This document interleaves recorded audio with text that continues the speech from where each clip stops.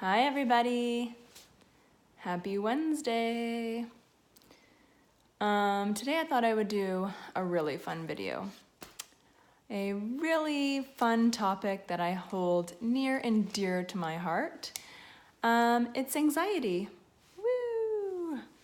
Yeah, anxiety's fun, right? So I have been in a rip-roaring anxiety attack for the last couple days, and I'm just kind of making my way out of it, and I thought I would kind of discuss some tips and tricks and experiences that I have had so I can probably help you. Possibly, you know. So anxiety, that is the topic today. Hi everybody. Hi. Happy Wednesday. No, wave. So anxiety is our topic today, and how to ride that lovely wave called anxiety.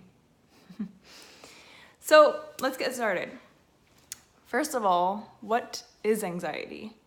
I feel like anxiety is this word kind of like divorce, you know, like everyone throws it around and everyone's kind of doing it, but no one's talking about it or what it feels like or what it really means.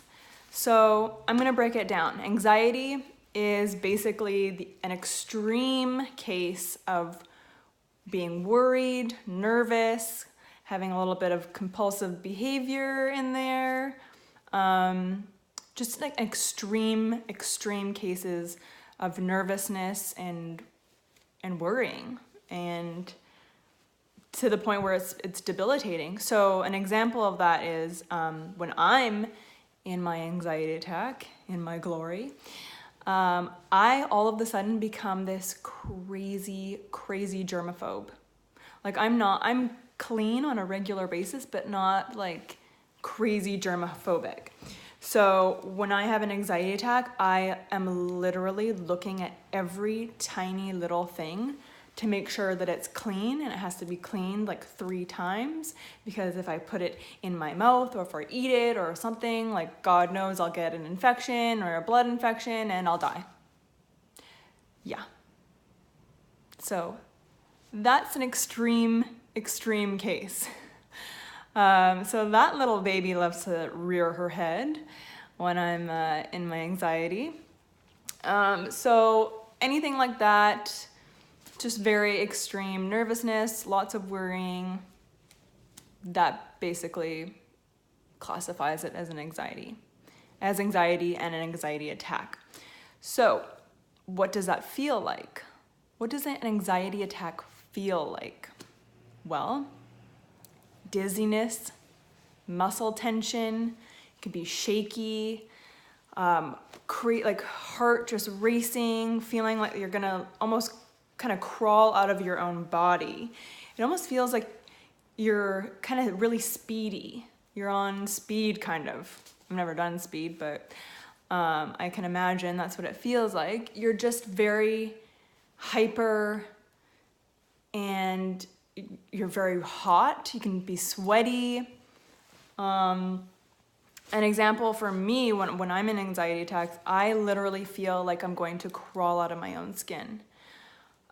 It is so intense. My heart is just racing, and it feels like a lot of pressure just right on the top of your chest here. And I feel like I'm going to, if I stop moving, let's just put it this way, if I stop moving, I feel like I will literally break out of my skin. I also feel extremely dizzy. I feel very spacey, just out of it. Even my hands sometimes will feel numb, like I'll feel disconnected. Even when I was putting on my makeup this morning, I felt, you know, you can like see where you're putting on your concealer, ladies. But I couldn't really feel it. Like there was almost like a disconnect. So that's a really fun feeling. Not. So that is how an anxiety attack translates for me and my anxiety.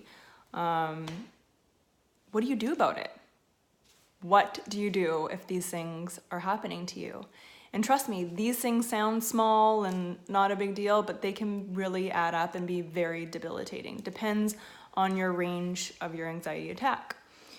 The first thing I do, and I used to always, this is my first mistake when I first had anxiety attacks, was I used to get mad at myself. I used to be like, what do you have to be worried about? You're fine. Like, snap out of it. It would literally make the anxiety attack tenfold. My anxiety attack would be like, awesome, fear and hate. Let's feed on that. And it would literally catapult into a whole new being. So be nice to yourself. It's only gonna last a little bit. It's not gonna last the rest of your life. Be gentle. So what I do when I'm having an anxiety attack is I acknowledge it. I'm like, oh, yep, here she comes. She'll be coming round the mountain when she comes. Because you can feel it. You can feel it happening. You can feel your mind just go, whoa, what is this crazy worriness? So acknowledge it. Be like, okay, cool, this is happening. Maybe I'm gonna be here for an hour. Maybe I'm gonna be here for a couple days. Rock on.